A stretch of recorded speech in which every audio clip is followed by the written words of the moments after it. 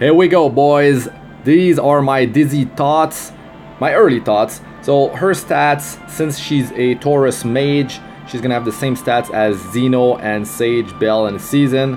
1039 attack, 5299 health, 115 speed, 673 defense, and as well as 18% effectiveness and 18% effect resistance. These are very good, very tanky for a mage, and also very fast for a mage. So all her skills deal area damage, AoE. This is very good. I would expect that she has low damage multipliers, considering that she's a utility hero. She's a debuffer. Let's say that she actually has good damage. You could use like Radiant Forever if her multipliers are high, like against elite and bosses. Skill 2 extends debuff duration by 1 turn, except for stun and sleep. Also, it reduces the combat readiness of the enemy by 50%. Skill 3 applies the 3 strongest damage crippling debuff in the game and lands after missing. Because let's see here. Oh, she looks amazing. Attack percentage memory imprint.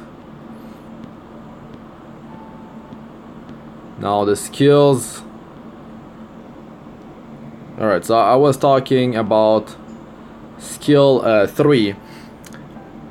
It says that unleashes a giant explosion to attack all enemies. The attack misses but inflicts speed down, attack down, and hit chance down for 2 turns regardless. When you miss, guys, you still deal damage. A miss deals 75% damage.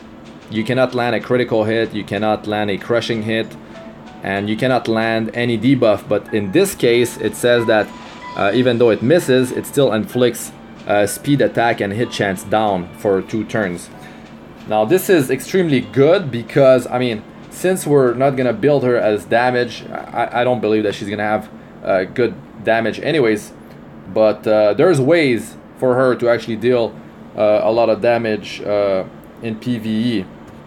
Her skill 3 will land against heroes who abuse evasion mechanics, and you don't have to worry about element disadvantage because it's already missing. When you're at elemental disadvantage, you have 50% chance of missing the enemy.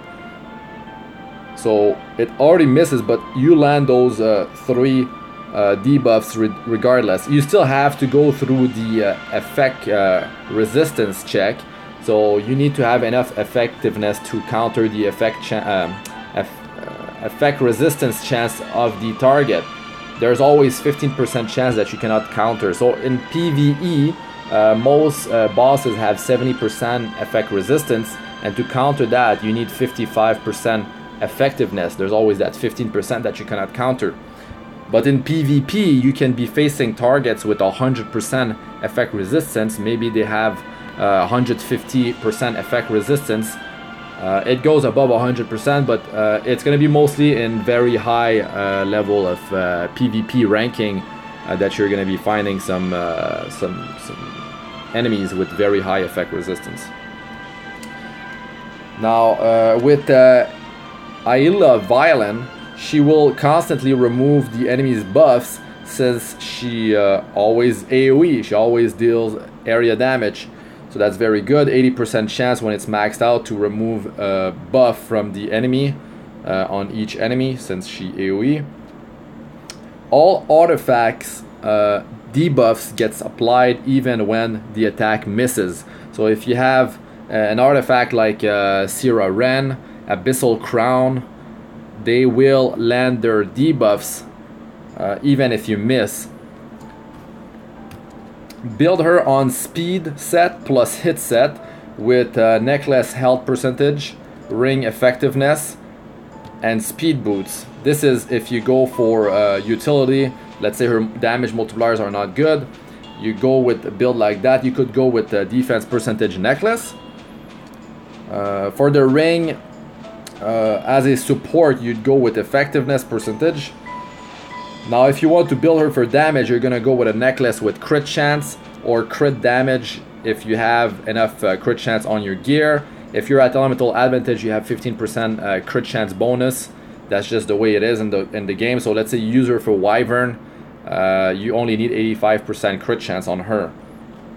For Ring in PVE, I would say like even for PvP, effectiveness. But if you have 55% effectiveness from your substats, from the rest of your gear, you could go attack percentage on the Ring. And for boots, I would go with speed boots, so she can cycle through her skills as much as possible. She can wear many different artifacts. Sierra Ren is kind of a poor choice in PvE, since she already can apply 2 of the debuffs that Sierra Ren can apply.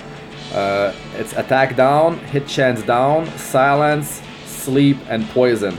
Now when you're fighting a boss, bosses are immune to silence and sleep. I mean, over 95% of them, like even more than that. Some bosses, like in raids, even some floors in the abyss, are immune to poison. So you're already bringing attack down and hit chance down with her skill 3. So really, you're not gonna get so much use out of Sierra Ren in PvE. But you can end up with a higher uptime on those debuffs. Let's say it gets resisted, or I mean, it's still 4 turn cooldown when you skill it up. That's skill 3. So yeah, I mean, it will depend how much speed you have and how much speed the enemy has. So your uptime could be like, could be high, could be average, could be low. Now for PvP, I would say that Tagihel's Ancient Book is pretty crazy. Like if you have this thing maxed out, she can soul burn this skill 3 for 20 souls.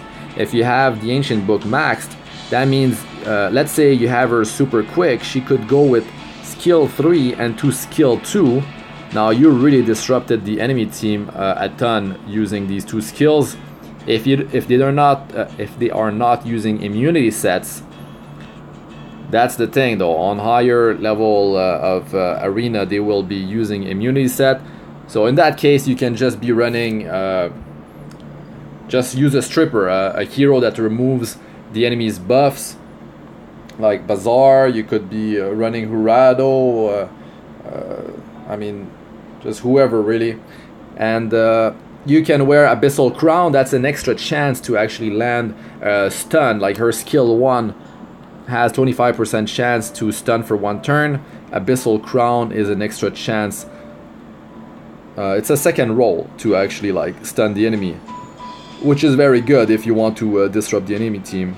Now Sierra Ren is actually better in PvP because, I mean, silence is a huge deal. Sleep, not poison, not so much, but if you get some resist, you got another chance to land attack down, hit chance down. And yeah, of course, if you go first and you land silence, sleep, stuff like that, it's gonna be huge. You can always use Curse Compass if you want to get a bunch of effectiveness. Like on turn 1, of course, it only works on turn 1. So that's a bunch of effectiveness to land that skill 3. Etika's Scepter is going to be better in PvE battles, on long battles. So she can reduce her cooldowns by 1 turn when it procs. And also the artifact that comes with her, I mean, if you're lucky enough to pull it, Necro and Undyne, that is good on many mages, especially on Celestial Mercedes.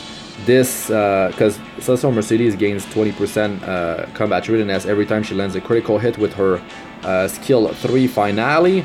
And so like in PvP, let's say you have 4 targets, you land 4 crits, that's 80% combat readiness, and this, if it's maxed out, you get 100% combat readiness instantly, which means you can use her skill 2, which is also an area attack, and AoE, which is insane amount of damage together. I do have Celestial Mercedes, and I'll try to pull as many as I can pull. As a free-to-play player, I've been saving. Did not pull for Baiken. I'm going for Dizzy for sure. So also Necro and Undyne can be very good for Dizzy, because she's going to be able to cycle through her skills much faster. So even with low damage multipliers, she will be amazing in all stages of Wyvern.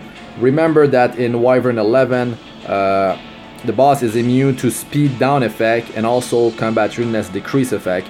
But between Wyvern 1 and 10, stage 1 and 10, the boss is still immune to combat readiness reduction, but the boss is not immune to speed reduction. So she will be much more powerful in Wyvern stage 10 and lower. But I would say that she will be very, very good in Wyvern for you in the early game. If you're starting out, you have a full team, these debuffs are a huge deal. I should have talked about that at the start of the video, because attack down is you're cutting the attack of the target by 50%. Hit chance down, you are they have 50% chance of missing their attack, meaning that they deal 75% damage. They cannot crit, they cannot land a crushing hit. A crushing hit is 30% normal damage. So when they miss, they deal 75% normal damage. A critical hit, of course, is depends on how much critical hit damage they have. And yeah, they cannot land any debuff if they miss their attack. So yeah, hit chance debuffs like a blind, and yeah, decrease speed, reduce the target speed by 30%. It's still quite a bit. Like it's gonna make a massive difference, especially over the course of a long battle. So yeah, if you apply 3 debuffs or more to Wyvern 11, you will greatly reduce its damage with the triple fireball attack. And attack down debuff, you're already cutting its attack in half, so you can imagine how much reduction it's going to be. And also, if you land attack down debuff, if you fail to break the barrier, and you have plenty of time to land attack down debuff, and that means like if you fail to break the barrier, the boss will remove all your buffs with a small attack, and then it will do a huge attack that can potentially one-shot your whole team. But you can apply attack down debuff during barrier phase, and it's gonna stay on the boss, meaning you're gonna take half the damage roughly, and it's gonna be so much easier to survive the damage, even with a 5-star team of ice heroes. So definitely in the early game, I would say that she's gonna shine in Wyvern. But like if you move on to speed teams, you want to speed clear Wyvern 11, you're probably gonna not have her in your roster, because she's probably gonna have low damage multipliers. And also, I would say that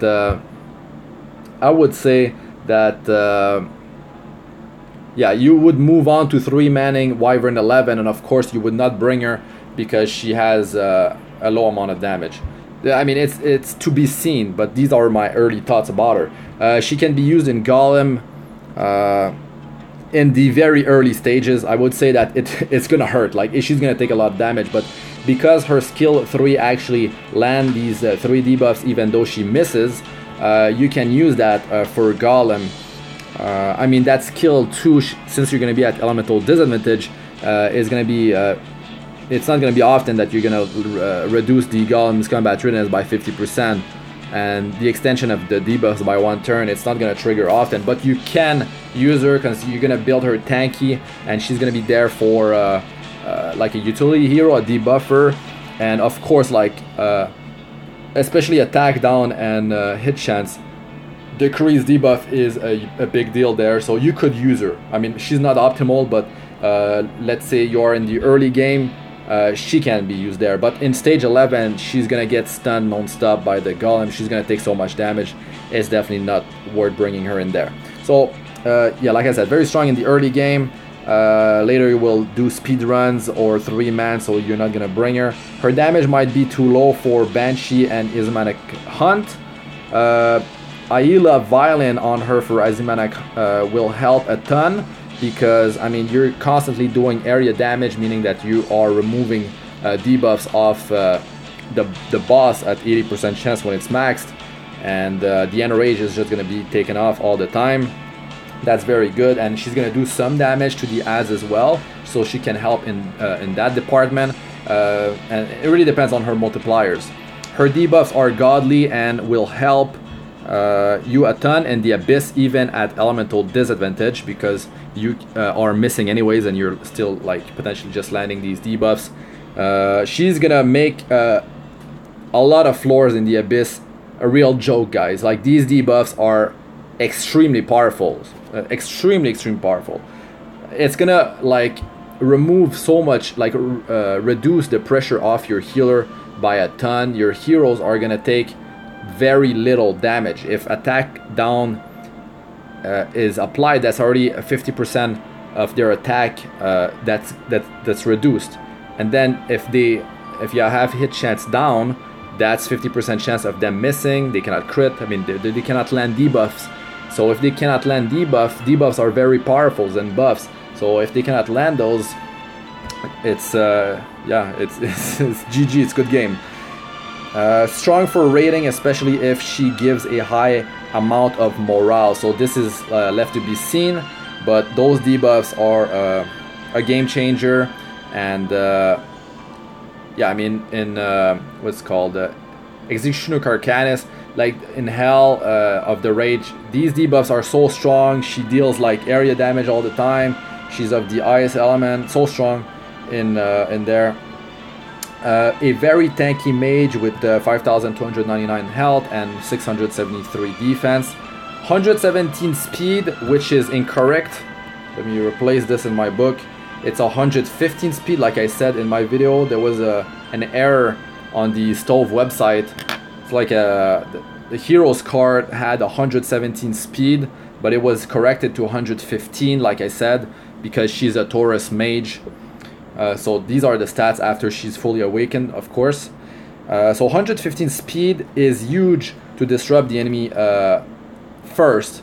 So if you can go first and you use that skill 3, it's gonna be a game changer. Of course, if they don't have immunity, but you can still run a combat readiness booster, a stripper, and then have her land debuffs. And if you land those debuffs, man, like, it's gonna be so much easier to sustain the damage from some cleave team or a dual single target damage dealing team, and you're gonna be able to sustain yeah, their damage. You're gonna be able to start taking them out one by one, and you're just gonna win. So yeah, there's just very high amount of speed. A max Tagahel's Ancient Book allows her to use skill 3 into skill 2 on turn 1, or you could run her with like a combat readiness booster plus a stripper. The thing is, if you run a combat readiness booster, most of them gives 2 soul when you use their boost. And then if you run an attack buffer, like let's say you run D in, right? Her skill 3, when it's maxed, gives 3 soul. That's 5 souls right there. So you don't even need to have Tagahel's Ancient Book limit broken. You can just use, you enhance it to 15. That gives you 15 souls. And yeah, you get 5 from combat readiness booster plus DN, let's say. But some other, like if you use Helga, she only gives 1 soul with her skill 3.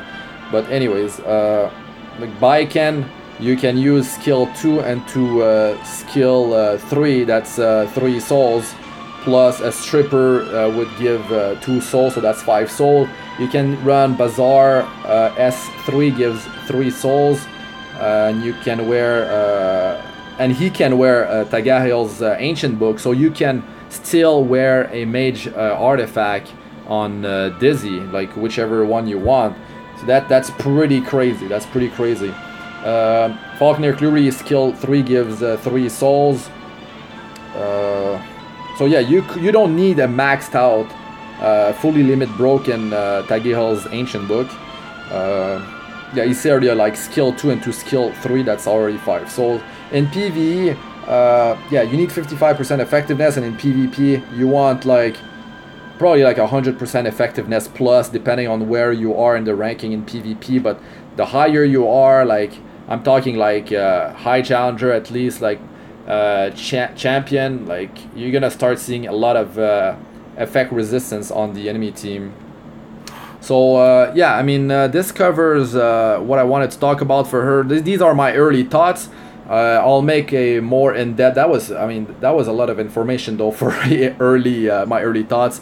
But still, I will talk more about her multipliers and some other stuff. I just wanted to finalize with the fact that she has deals increased damage to debuff enemies with her skill 1. And think about this, like if this is let's say only a 20% damage increase, you can still potentially run this.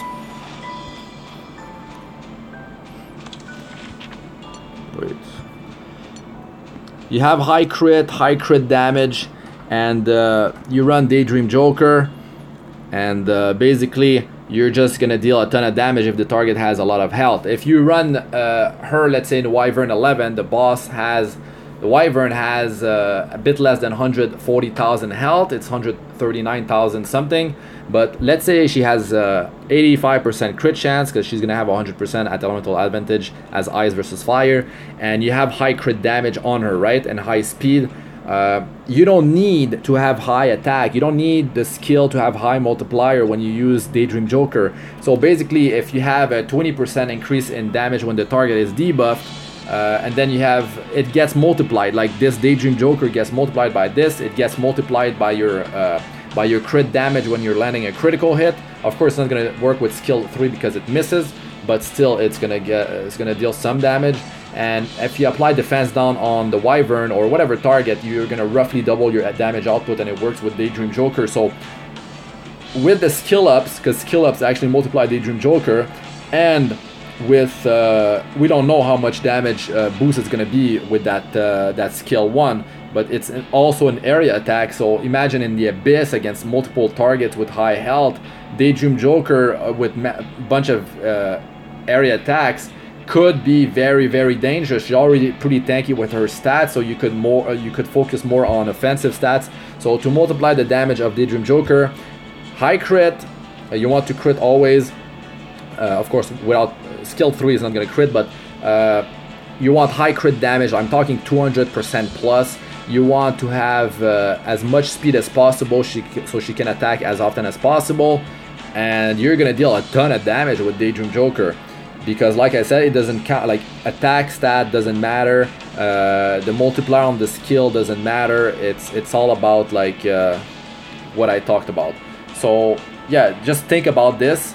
Even if you think she's not gonna deal a lot of damage, you can still build her fairly easily with well, no, it's not really easy, because you still need to work on getting 55% effectiveness in PVE, and you still need to have like as much speed as possible, have some survival, some like 100% crit chance, crit damage. But like even in like mid game and late game, there's still potential for her to be like an amazing hero in PVE.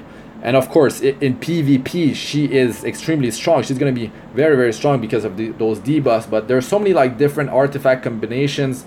It's really exciting, and I can't wait to go and pull for her. Hopefully get the artifact a few times. And yeah, I'll be making a bunch of videos covering her, and I'll do more guides and like maybe talk more about the equipment and stuff like that. And also her multipliers.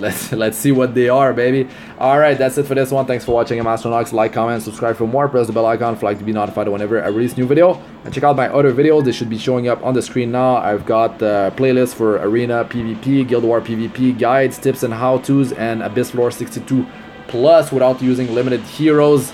And yeah, check those out, guys. I've got a gold guide if you're wondering how I have that much gold as a free-to-play player. Check my also my Farm Forever guide if you are trying to grind Covenant bookmarks, get friendship points, get fathers, get a bunch of 6 stars quick, especially if you can 3-man Wyvern 11. Check out my videos on that. A lot of good information across my videos. I always talk and try to help you guys as much as possible. So yeah, sub if you haven't subbed before, and have fun with Dizzy. Good luck with the summoning. Hopefully you don't join the 121 club. Hopefully I don't, but yeah, if I'm going for the artifact, I most likely will eventually hit that 121. But these are my, yeah, that's how many times I can summon.